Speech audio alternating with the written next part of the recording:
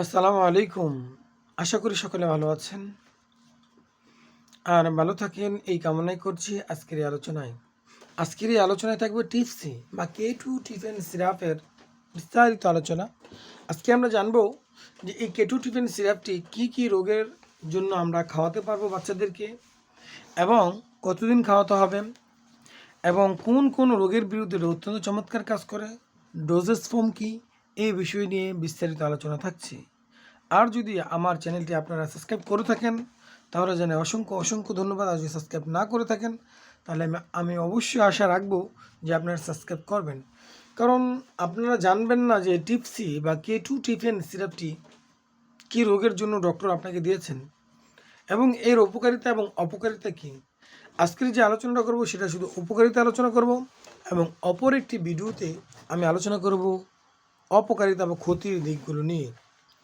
আসুন আমরা প্রথমে জেনে নেই এই K2 টিফিন বা টিপসি সিরাপটি হলো একটি অ্যান্টিহিস্টামিন ড্রাগস বা অ্যান্টিহিস্টামিন ঔষধ, যা মূলত আমরা সাধারণত ডক্টররা অ্যালার্জিটিক রোগের জন্য ব্যবহৃত করে থাকি। কিন্তু এটার কিছু বিশেষ আরও কিছু গুণাগুণ রয়েছে, যেটা নাকি অ্যাজমার বিরুদ্ধে এটা চমৎকার কাজ করে, হাঁপানির বিরুদ্ধে এটা কাজ করে থাকেন, ফিভার এর বিরুদ্ধে এটা কাজ করে থাকেন, অ্যালার্জিটিক যত রকম প্রবলেম রয়েছে সেই বিরুদ্ধে এটা কাজ করবে, এমনকি ব্রঙ্কাইটিস যে প্রবলেম রয়েছে বাচ্চাদের জন্য সেই বিরুদ্ধেও এটা কাজ করে থাকবেন। এমনকি নাক দিয়ে যদি পানি পড়ে এবং কাশি পড়ে সেটার বিরুদ্ধেও কিন্তু এই টিপসি বা K2 টিফিন সিরাপটি কাজ করে থাকবেন। আসুন আমরা জেনে নিই এটা অ্যাজমার বিরুদ্ধে কিভাবে কাজ করে। এই যে টিপসি সিরাপটি রয়েছে এটা অ্যাজমার বিরুদ্ধে কিভাবে কাজ করে আমরা আজকে জানবো। দেখুন, যদি আপনার সন্তানের হাঁপানি বা অ্যাজমা রোগের শ্বাসকষ্টের উপশম হয়ে থাকে তাহলে আপনি এই K2 টিফিন বা এই টিপসি সিরাপটি আপনার শিশুর জন্য পারফেক্ট খাওয়াতে পারেন। কিন্তু কতটুকু মাত্রায় খাওয়াবেন, ডোজেস ফর্ম কী এবং কতদিন খাওয়াতে হবে এটা আলোচনার শেষের দিকে আলোচনা করব ইনশাআল্লাহ, কারণ প্রত্যেকটা কথাই খুবই গুরুত্বপূর্ণ এবং ইম্পর্ট্যান্ট। ডোজেস ফর্মটা এর জন্য আমি শেষের দিকে বলি। এখন ডোজেস ফর্ম প্রথম দিকে জেনে তো আপনার কোনো লাভ নেই, আগে ডিজিজ সম্পর্কে বুঝেন যে আসলে এক ডিজিজের ক্ষেত্রে এক একটা ডোজ হবে, আমি কোনভাবে বলবো, এই জন্য শেষের দিকে আমি ডোজেস মাত্রাটা নিয়ে আলোচনা করব ইনশাআল্লাহ। তারপর দেখুন, শ্বাসনালী বা শ্বাসকষ্ট যদি হয় সেই ক্ষেত্রেও কিন্তু আপনার এই টিপসিটি আমরা ব্যবহার করতে পারবো। শুধু তাই নয়, যদি অ্যালার্জিটিক প্রবলেম থাকে আপনার সন্তানের, যে চোখ দিয়ে পানি পড়তেছে, নাক দিয়ে পানি পড়তেছে বা কাশি আসতেছে বা ত্বকের মধ্যে ফুসকুড়ি হয়ে গেছে বা লালচে ভাব হয়ে গেছে, সেই ক্ষেত্রেও কিন্তু এই K2 টিফিন সিরাপটি আমরা ব্যবহার করতে পারবো। ত্বকে যত রকমের অ্যালার্জিটিক প্রবলেম রয়েছে বা ত্বকে র্যাশ হয়েছে, ফুসকুড়ি হয়েছে, চুলকানি হয়েছে বা ত্বকে কোথাও ক্ষত হয়েছিল সেই জায়গায় চুলকায় বা চুলকানি খুবই আরামদায়ক মনে হয়, যদি এই রকমের কোনো প্রবলেম ফেস করে থাকেন আপনার সন্তানের শিশুর, তাহলে কিন্তু অবশ্যই এই টিপসিটা ব্যবহার করতে পারবেন। শুধু তাই নয়, যদি অ্যাজমার মধ্যে আরেকটা ডিজিজ আছে সেটা হলো প্রিভেন্সিভ অ্যাজমা প্রিভেন্সিভ বলতে আমরা কি বুঝে থাকি, আমরা যে অ্যাজমা প্রিভেন্সিভ এটা কি সাধারণত অ্যাজমার মতোই না, এটা অ্যাজমা থেকে একটু হাই পারফরমেন্স বলা হয়। অর্থাৎ সাধারণত যারা আমরা এক্সক্লুসিভ আক্রমণ হওয়া শুরু আগেই যে চিকিৎসা করে থাকি সেটাকে বলা হয় সাধারণত একটা সাধারণত আমরা এটাকে ফিভার বলে আখ্যায়িত করে থাকি। কিন্তু যদি দীর্ঘদিন শ্বাসকষ্ট এবং ফুসফুসের কোথাও কোনো ইনফেকশন হয়ে থাকে এবং ফুসফুসের কিছু ঝিল্লি যেগুলো বন্ধ হয়ে গিয়ে থাকে, সেই ক্ষেত্রে কিন্তু এই টিপসি বা K2 টিফিন বা এই অ্যান্টিহিস্টামিনটি অত্যন্ত চমৎকার কাজ করে থাকবেন। এবার আসুন, যদি আমি ডোজেস ফর্ম নিয়ে কথা বলি, ডোজেস ফর্ম খুবই গুরুত্বপূর্ণ একটা বিষয়, কারণ কোনো জিনিস যদি ডোজ নির্দিষ্ট মাত্রায় না হয় তাহলে কখনোই ওই ঔষধে আপনার কাজ করবে না। আপনার কাজ করতে হলে অবশ্যই কিন্তু ওষুধে যে নির্দিষ্ট ডোজ আছে সেটা আমরা জেনে অবশ্যই ব্যবহার করব। তবে সেই ক্ষেত্রে ডোজেস ফর্ম নিয়ে যদি একটু কথা বলতে যাই, সেই ক্ষেত্রে আপনার সন্তানের কি প্রবলেম আছে সেটা আমাকে আগে জানতে হবে।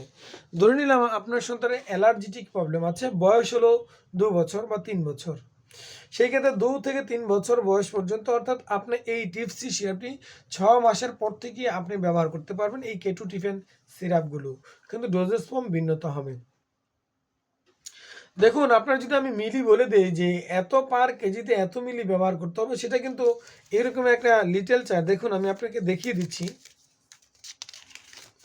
দেখুন, এই যে এরকম একটা পেপার থাকে ভিতরে, হ্যাঁ, আমরা এরকম প্রত্যেকটা ওষুধের এরকম একটা পেপার থাকে।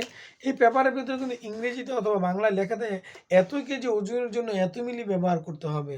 যদি আপনি ওই মাত্রায় বুঝেন তাহলে আপনার জন্য সবচেয়ে সহজ এবং সবচেয়ে ভালো। আর যদি ওই মাত্রা না বুঝেন তাহলে সাধারণ ভাষায় আপনি বুঝে নেন যে এই টিপসি সিরাপটি সাধারণত আমরা যখন 2 বছর বয়সের শিশুকে দেব, সকালে 1 চামচ দেব এবং রাতের বেলায় 1 চামচ দেব। তবে কেটো টিফিনের সাধারণ ডোজ হলো 1 বেলা। তবে সেই ক্ষেত্রে যদি মারাত্মক পর্যায়ে হয় সেই ক্ষেত্রে আমরা 2 বেলা দিতে পারবো। 2 বেলা দেওয়ার পর যখন তীব্রতা কমে যাবে, সাধারণ পর্যায়ে চলে আসবে, তখন 1 বেলা করেই এটা ব্যবহার করতে হবে।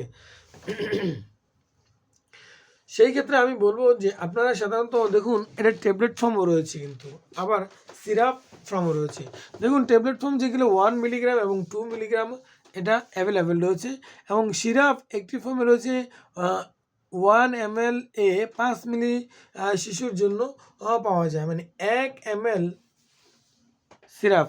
এই জায়গাও কিন্তু আপনার স্পষ্টভাবে আমি বলে দিলে কিন্তু আপনি বুঝবেন না, সেজন্য আমি বলে দিচ্ছি যে আপনার চামচে যখন 2 বছর হয়ে যাবে তখন 1 চামচ একক মাত্রায় খাওয়াবেন সাধারণ পর্যায়ে হলে। যদি 2 বছরের বেশি হয়, মানে 2 থেকে 5 বছরের বেশি হয়, অর্থাৎ 2 থেকে 5 বছর পর্যন্ত একই ডোজে খাওয়াবেন। যদি 5 বছরের বেশি হয় তাহলে সেক্ষেত্রে 1.5 থেকে 2 চা চামচ খাওয়াতে পারবেন। সেক্ষেত্রে রোগের উপর নির্ণয় করবে যে আপনি কতটুকু মাত্রায় এটা খাওয়াতে হবে। এবার আসুন এই ডোজেস ফর্ম নিয়ে একটু কথা মোটামুটিভাবে একটু ধারণা দিলাম। যদি আপনাদের আরও কোনো বিস্তারিত জানার প্রয়োজন থাকে তাহলে অবশ্যই আমার ভিডিওর কমেন্ট বক্সে আপনারা কমেন্ট করিয়েন। ইনশাআল্লাহ আল্লাহ যদি তৌফিক দান করেন, আপনাদের কমেন্ট দেখে সেটা রিপ্লাই দেওয়ার চেষ্টা অবশ্যই করব আমি। এবার শুনুন, 3 থেকে 12 বছরের যারা রয়েছেন তাদেরকে 1 থেকে 2 মিলি করে আপনি খাওয়াবেন। দৈনিক 2 বার দিতে পারেন, আর যদি কোনো একক মাত্রায় দিবেন তাও চলবে। তবে দ্বিমাত্রায় দিলে খুবই ভালো রেজাল্ট এবং রেসপন্স পাওয়া যায়। শিশুর জন্য ডোজেস ফর্ম কিটো টিফিন সিরাপ এবং পেডিটেক ড্রপও রয়েছে কোনো কোনো কোম্পানির।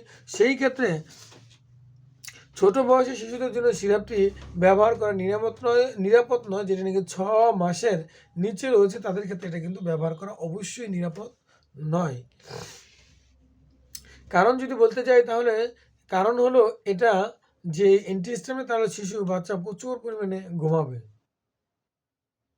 সেজন্য এটা দেওয়া যাবে না। তাই বলবো, আলোচনার সামনে দিকে যাচ্ছি না। এই টিপসি সিরাপটি নিয়ে মোটামুটি একটি আলোচনা করলাম যে কী কী রোগের বিরুদ্ধে এটা কাজ করে থাকবেন, মোটামুটিভাবে ডোজেস ফর্ম কীভাবে খাওয়াবো, একটু কম বেশি হলে কোনো প্রবলেম হবে কি না সেটাও আজকে আলোচনা করলাম।